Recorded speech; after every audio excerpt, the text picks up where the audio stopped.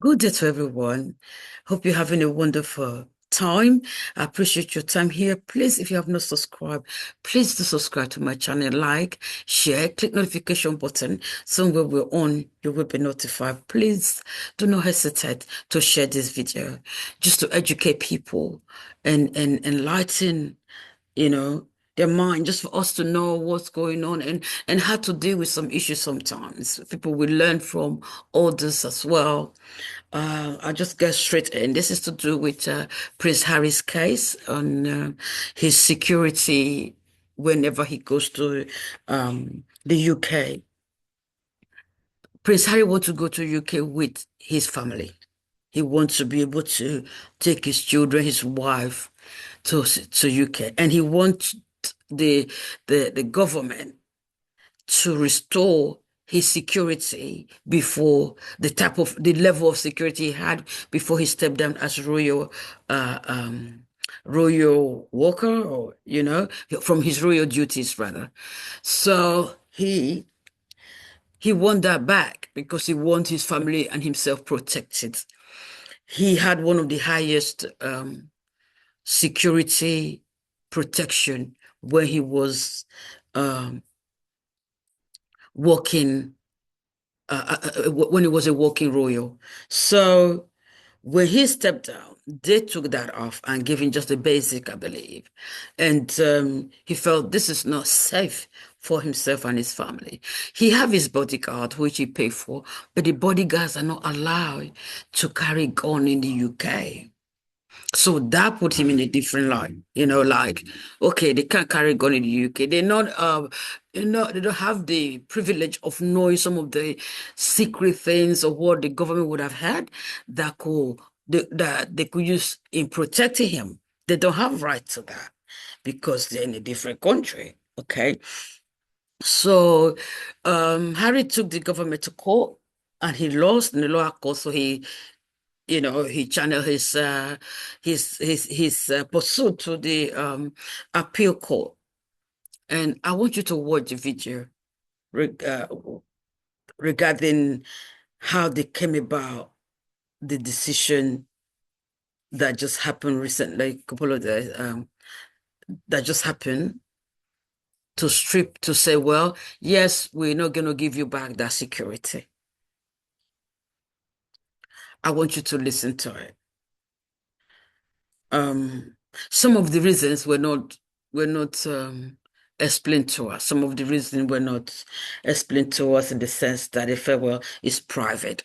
I remember when they were going through this case a few months ago, they did some of the argument was done closed doors because they didn't want the public to know some of the things, maybe with the royal family or with the government, whoever it is private. So what we have to accept that it was private argument, which was good, but the ruling is that they would not give it back to him.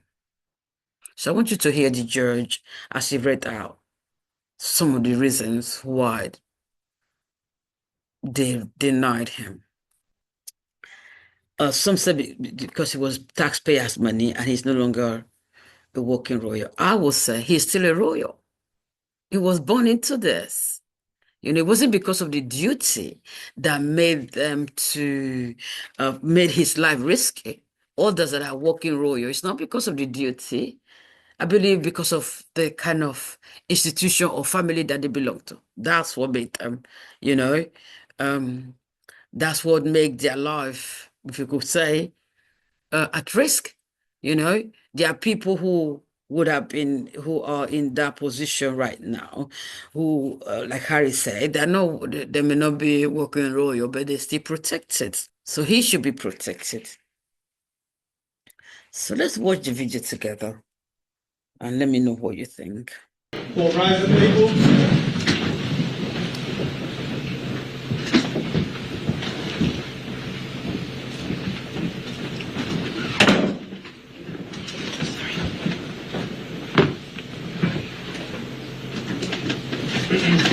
This is a judgment in the matter of the Duke of Sussex and the Secretary of State for the Home Department.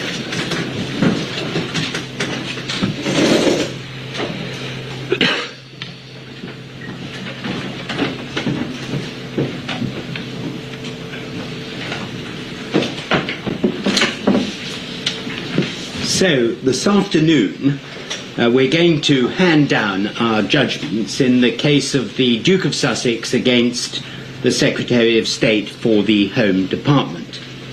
I'm going to read out a summary of my judgment, which has been prepared so as to assist the public and the press to understand what exactly the court has decided. It should, however, be understood by all that the full judgments themselves are the only authoritative version of what has been decided. We will have some hard copies of both the press summary and the full judgments here to let you have after the hearing. But the judgment will be uploaded as usual this afternoon to the case law section of the National Archives website, so it will be accessible to everyone. Introduction. In this case, Prince Harry, the Duke of Sussex, seeks a declaration that the protective security arrangements provided for him on his visits to the United Kingdom are inadequate and unlawful. The defendant to the claim is the Secretary of State for the Home Department, whom I'm going to call the SSHD, because she is accountable to Parliament for the Executive Committee for the Protection of Royalty and Public Figures, known as RAVEC, which provides protection for royalty and certain other very important people. On the 28th of February 2020, Sir Richard Mottram, who was then the chair of RAVEC, wrote a decision letter explaining that protection would be withdrawn from the Duke and Duchess of Sussex from the 31st of March 2020. In early 2020, the Duke and Duchess of Sussex moved out of the United Kingdom to live first in Canada and then later in California. The main issue raised by this appeal is whether Sir Peter Lane, who was the judge, was right to dismiss the Duke of Sussex's claim. The judge decided that RAVEC, in taking its decision to withdraw the Duke's security, had good reason not to follow its 2017 policy. That policy provided that RAVEC would evaluate a risk analysis conducted by its Risk Management Board in order to determine which individuals should receive protection. RAVEC had not commissioned any risk analysis from the Risk Management Board in respect of the Duke of Sussex before taking that decision. The judge also decided that the Duke of Sussex was not in an analogous position to certain other VIPs for whom protection is provided by RAVEC. Part of the two-day hearing before the Court of Appeal, which is composed of me, the Master of the Rolls, and Lord Justice Bean and Lord Justice Edis, was conducted in private because of the confidentiality of the security arrangements provided for members of the royal family and for other individuals. But the judgments are public, but they have a short confidential annex which will not be made public in case it puts any of the persons protected by RAVEC at risk. Did something go wrong with the process? Ms. Shahid Fatima, King's Counsel, leading counsel for the Duke of Sussex, submitted that this case had an important human dimension. She submitted that the Duke of Sussex's life was at stake because of the decision-making in this case. She said that the bespoke process adopted by RAVEC had singled the Duke out for especially inferior treatment as compared to all others protected by RAVEC.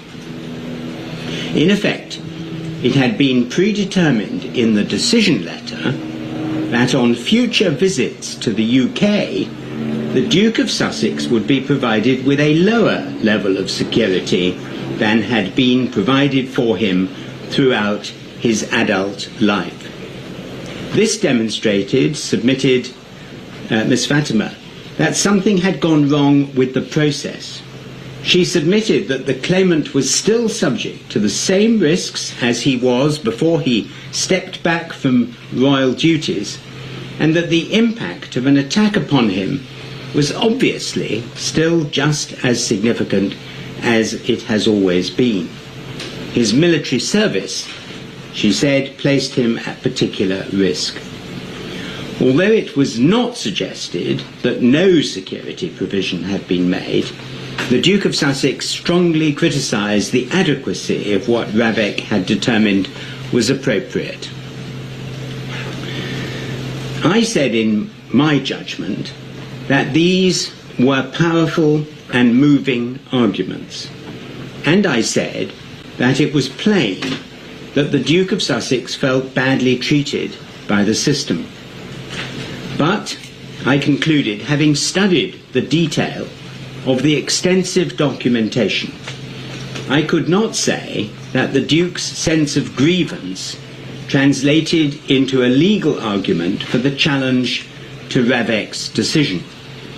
The legal question, indeed the only question for the court, was whether Sir Richard had failed to follow Ravek's policy without a good reason. From the Duke of Sussex's point of view, I said that something may indeed have gone wrong, in that an unintended consequence of his decision to step back from royal duties and spend the majority of his time abroad has been that he's been provided with a more bespoke and generally lesser level of protection than what he was provided with in the UK before. But that did not of itself give rise to a legal complaint. Did Sir Richard fail to follow Ravek's policy without a good reason? I said in my judgment that Sir Richard had indeed failed to follow Ravek's policy. But I said that there were four main reasons for holding as a matter of law that Sir Richard had had a good reason for having done so. First, Ravek's policy was inward-facing and unpublished, and it concerned an area of national importance that was peculiarly within the expertise of law enforcement agencies, Ravek, and the royal household. Secondly, in this area of high political sensitivity, the court had considerable respect for Sir Richard and Ravek as decision makers, because they had unrivaled expertise and experience in the field of royal protection. Thirdly, the decision was explained in contemporaneous documentation to the effect that the Risk Management Board would not undertake further risk analyses for the Duke of Sussex because they were no longer required, given the alternative governance arrangements that were to be established on a case-by-case basis for the future. Sir Richard had, however, obtained 3 threat assessments for the Duke of Sussex during February 2020 before writing the decision letter. Fourthly, Sir Richard and Ravek had given compelling reasons for having reached the conclusion that the appropriate course was to establish bespoke arrangements for when the Duke returned to the United Kingdom on future visits. The Duke was in effect stepping in and out of the cohort of protection provided by Ravek. Outside the UK, he was outside the cohort, but when in the UK, his security would be considered as appropriate depending on the circumstances. It was impossible, I said in my judgment, to say that this reasoning was illogical or inappropriate. Indeed, it seemed sensible. Finally, even if there had been a risk analysis from the Risk Management Board, it would, very likely, have only confirmed the threat, vulnerability and impact levels which the Duke had faced when earlier risk analyses were undertaken. But it would have had nothing to say on the critical features of the changed situation, which were the need for protective security on future uncertain visits and the government's appetite for risk.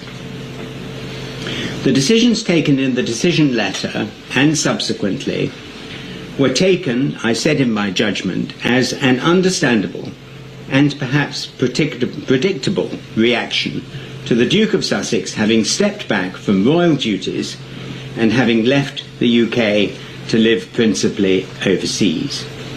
So the conclusion, in my judgment, with which my colleagues, Lord Justices Bean and Edis, agreed, was that the Duke of Sussex's appeal would be dismissed. So that concludes this afternoon's hearing. Thank you.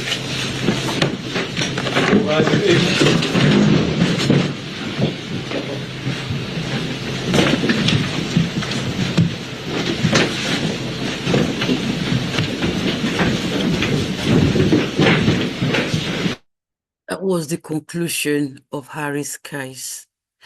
And I'm thinking, Harry could travel to some other countries. They don't have that law that the bodyguards can carry gun, yeah, unlike the UK. It was the security was used to. There's so many threats that was that they went through while they were in the UK. I just thought, you know, I mean, you could see the consistent uh, uh, um, threats and newspapers calling the names and all kind of humiliation and shame and harassment and all stuff, that they went through. The wife went through more because uh, um, they just thought she was, one of us. So racist, all of everything, racism that she endured. But the point is, where people find love, they could find it anywhere. That's what we all need to know. You find love wherever God says you're going to find love. That is it. That is it.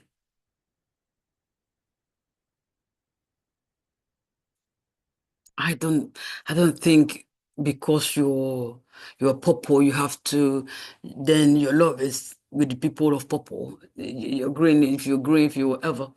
I don't believe that. I just believe God has a plan, and that plan is what happens. I feel for him because I knew that it wasn't going to happen. You're fighting the government, you're fighting the institution because even in the UK, if you become the prime minister, before you start doing all your duties and all of that, you have to go to Buckingham Palace to meet the Queen, then even the King now, as part of the system, you know? So how do you fight them? I mean, I, kn- I understand that he wanted to be secure. He wanted to bring his family home. He wanted to, but it wasn't going to be possible for him to win. And I don't know if you noticed, as soon as the judge read it, he just left. I mean, it was just quick. I was just like in a hurry to leave the courtroom. I don't know if that's the system, but I mean, for me, it was just too fast, you know. Anyway, I hope Harry takes it well. Life goes on, you know. And if you're a person that pray for their protection, we just continue to pray for their protection. I think that would be the best thing. And that he asked God for protection, he and his family, you know, is the best protector. He said, there's a scripture that is coming to my mind. Well, all is well. So please do not forget to subscribe, like, share, click notification button. So when we're on, you will be notified. Let me know what you think. Just leave us your comment. Thanks. Bye.